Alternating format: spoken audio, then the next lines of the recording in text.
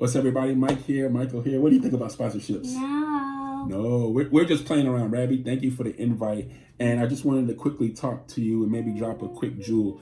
What I'm going to talk about in the 2 minutes that Rabbi's asked me to kind of wrap things up in is control your circle of influence. Right, Michael? Yes.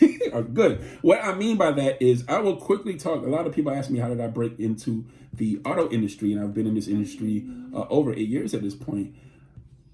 8 years before that, I was hosting free car mo shows, free car meets. I had donated countless hours on different internet forums. I actually started a forum with a friend, CLOC, Southeastern Lectures Owners Club. So I was doing all these things out of my free time. And what it did was obviously created trustworthiness with people. They believed what I was buying, what I was doing. I wasn't sponsored back then. I'd heard about it, but I never asked for a sponsorship. I just kind of, got into that after.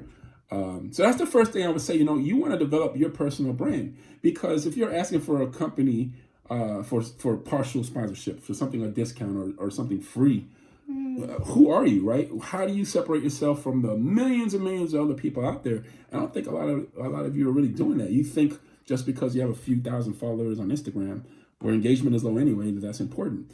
No, it's about, you're supposed to go to shows and events. That's nothing extra. You're supposed to put a sticker on a car. That's nothing extra. What are you doing above and beyond where people can say, hey, I've seen that guy or know that guy? Or, when somebody asks around, hey, do you know this guy? Actually, yes, I do. So it takes time. It's not overnight. But I think that's what really separates people that develop relationships with these companies, because they've already put the investment in themselves.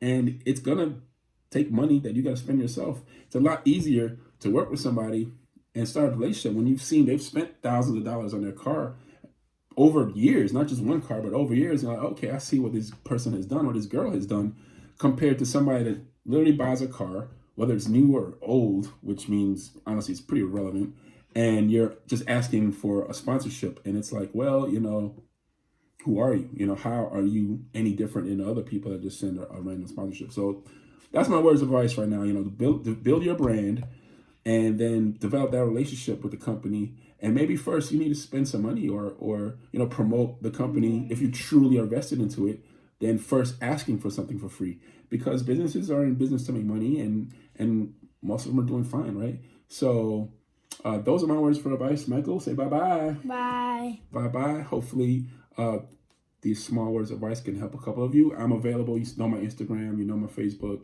Just reach out if you got any more questions. Ravi, great conversation that we're having, and thank you so much for including me.